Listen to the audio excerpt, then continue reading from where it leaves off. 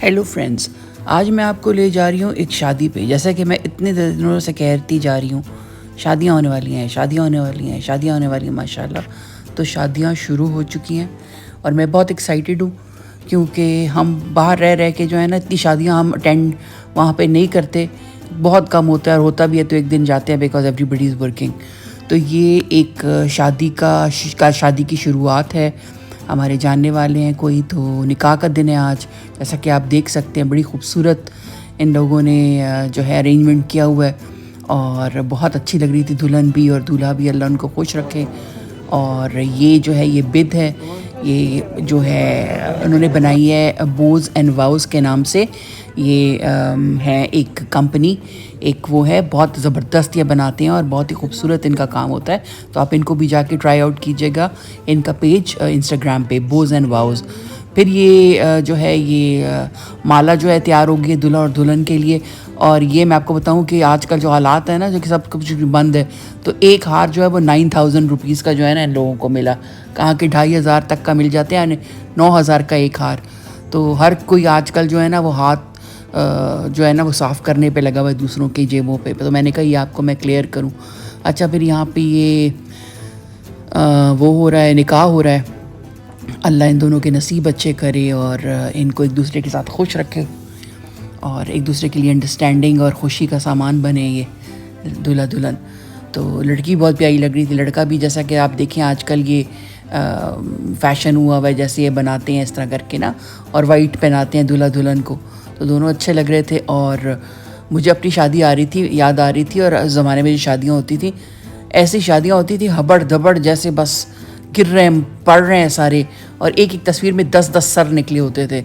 आजकल तो बिल्कुल पूरा पूरा फ़ोटो शूट होते हैं। और क्यों ना हो कि ये आपकी जो पिक्चर्स हैं, आप लोगों की वीडियोस जो हैं, ये सारी उम्र जो है ना साथ रहती हैं। अब अगर कभी मैं अपने एरा की शादियों की पिक्चर्स देखूँ ना, तो वो तो लग रहा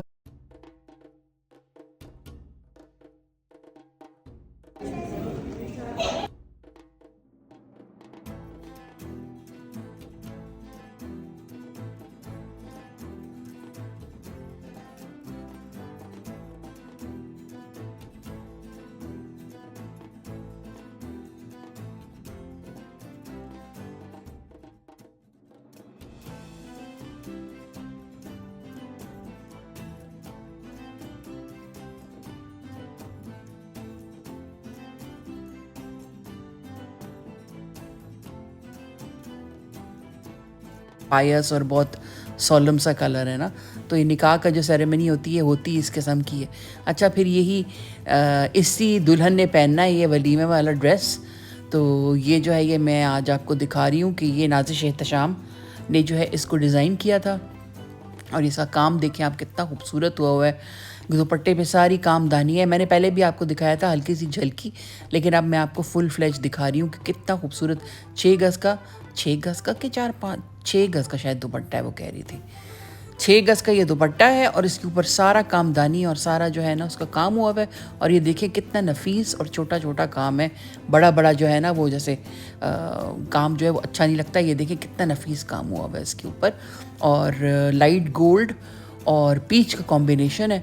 और जो ये मुझे लगता है ये वलीमे वाले दिन दुल्हन पहनेगी और बारात वाले दिन तो आई थिंक रेडी पहनेगी।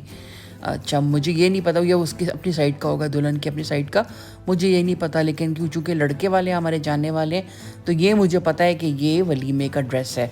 और ये नाज़िश एहतशाम जो है डिज़ाइनर, उन्होंने इसको किया है। ये साथ में इसका पाउच है, पाउच देखिए कितना खूबसूरत है।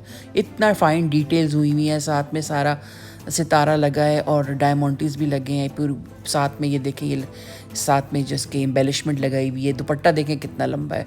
मैं यही सोच रही थी, मैंने कहा दुल्हन अपने आप को संभालेगी कि दुपट्टे को।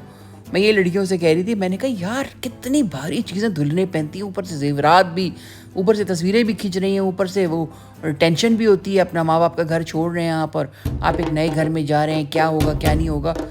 उफ, मैं सोचती हूँ ना तो फिर चुरचुरी आ जाती है कि पता नहीं इस ज़माने में, मतलब आप जब यंग होते हैं तो ये हो जाती हैं चीज़ें। अब जब मैं पीछे मुड़ के देखती हूँ, मैं कहती हूँ उफ कितना डिफ़िकल्ट है।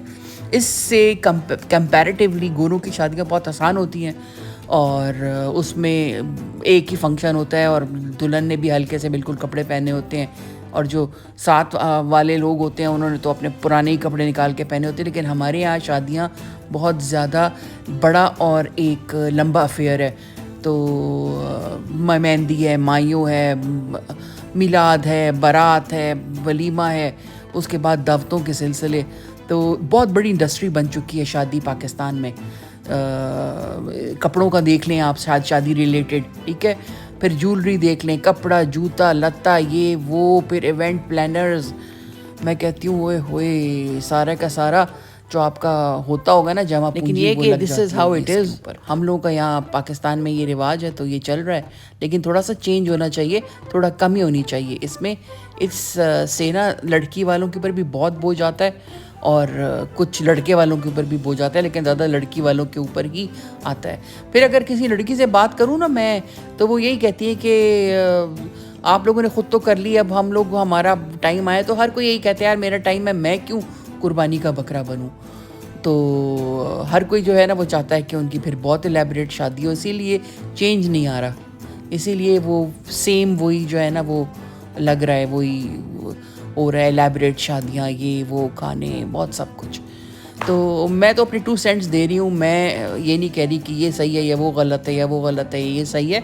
मैं अपने सिर्फ 2 सेंट्स ले रही हूँ, और जिनके पास है वो करें, लेकिन ये कि प्लीज़ दिखा के ना करें कि इससे औरों की बहुत दिल आज़ारी होती है एक तो, दूसरा नज़र बहुत ज़्यादा लगती है इससे। और मैं इसके कायल हूँ कि जितना आप अगर लगा सकते हैं उससे, अगर आप अपनी बेटी को या बेटे को अगर घर दे सकते हैं ना, तो इससे बड़ी चीज़ कोई भी नहीं है उनको, या फिर उनको कोई बिज़नेस स्टार्ट करा दें। लेकिन चलें, ये तो मेरा अपना पॉइंट ऑफ व्यू है।